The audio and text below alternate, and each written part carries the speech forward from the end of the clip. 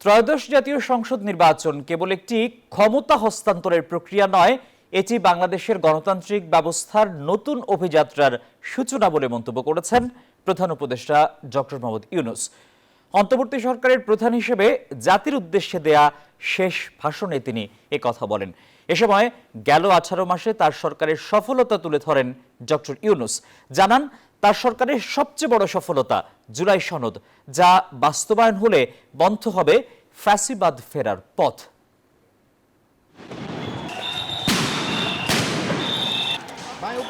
2024 সালের 5 আগস্ট গণঅভ্যুত্থানের মুখে সাবেক প্রধানমন্ত্রী শেখ হাসিনা সহ তার মন্ত্রিসভার অধিকাংশ সদস্য পালাতে বাধ্য হওয়ার পর দেশে গভীর সাংবিধানিক সংকটের তৈরি হয়।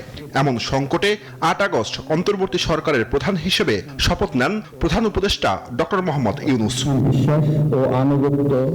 18 মাসের শাসনামলে অর্থনৈতিক সংস্কার, আইন শৃঙ্খলা নিয়ন্ত্রণ, গণহত্যাকারীদের বিচার প্রক্রিয়া এগিয়ে নেওয়ার পাশাপাশি সরকার নজর দেয় জুলাই সনদ তৈরিতে। একই সঙ্গে নির্বাচন প্রক্রিয়া এগিয়ে নেয় সরকার।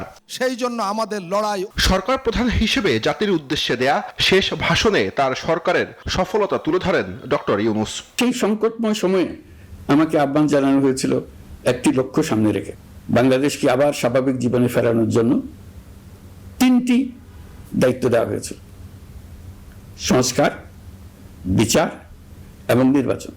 আমি ও আমার সহকর্মীরা সবাই আমরা সেই অঙ্গীকার রক্ষার চেষ্টা করে গেছি। কোথায় কতটুকু সাফল্য অর্জন করতে পেরেছি, কোথায় ব্যর্থ হয়েছি, সে বিচারের ভার আপনাদের উপর থাকলো। আমাদের প্রচেষ্টায় কোনো ঘাটতি ছিল না। আমরা মানবতা বিরোধী অপরাধ, দুর্নীতি ও অনিয়মের বিচার প্রক্রিয়াকে রাজনীতি ও প্রতিশোধের ঊর্ধ্বে রেখেছি। আমরা ভঙ্গুর প্রতিষ্ঠানগুলোর প্রশাসনিক, বাণিজ্যিক, আর্থিক সংস্কারে হাত দিয়েছি, যাতে ভবিষ্যতে কোনো সরকার জনগণের ইচ্ছার বিরুদ্ধে নিজেকে স্থাপন করতে না পারে। জানান, ত্রয়োদশ জাতীয় সংসদ নির্বাচন দেশের গণতান্ত্রিক অভিযাত্রার নতুন সূচনা। এই প্রতিদ্বন্দ্বিতামূলক নির্বাচনে যারা জয়ী হয়েছেন তাদের আমি অভিনন্দন জানাচ্ছি। যারা পরাজিত হয়েছেন তাদেরকেও আমি অভিনন্দন জানাচ্ছি। হার জিতই হলো গণতন্ত্রের সৌন্দর্য। যারা জয়ী হয়েছেন তারা মোট ভোটের প্রায় অর্ধেক পেয়েছেন।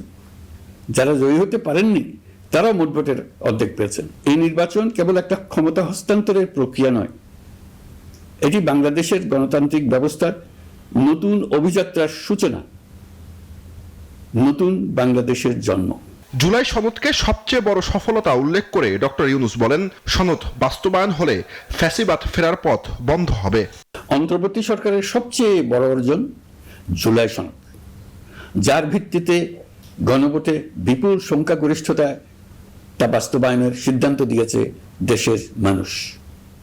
জুলাই সনদের বাস্তবায়ন হলে ফ্যাসিবাদ ফিরে আসার পথগুলো চিরতরে বন্ধ হয়ে যাবে। আশা করব এটা নির্ধারিত সময়ের সীমার মধ্যেই বাস্তবায়ন হবে। টানা তৃতীয়বার অর্জন করেছে দেশের সেরা সুপার ব্র্যান্ড স্বীকৃতি বসুন্ধরা টিস্যু। আগামী সরকার রাষ্ট্রের প্রতিটি স্তরকে দুর্নীতিমুক্ত রাখার পাশাপাশি সর্বক্ষেত্রে স্বচ্ছতা ও দায়বদ্ধতা নিশ্চিত করবে বলেও আশা প্রকাশ করেন তিনি।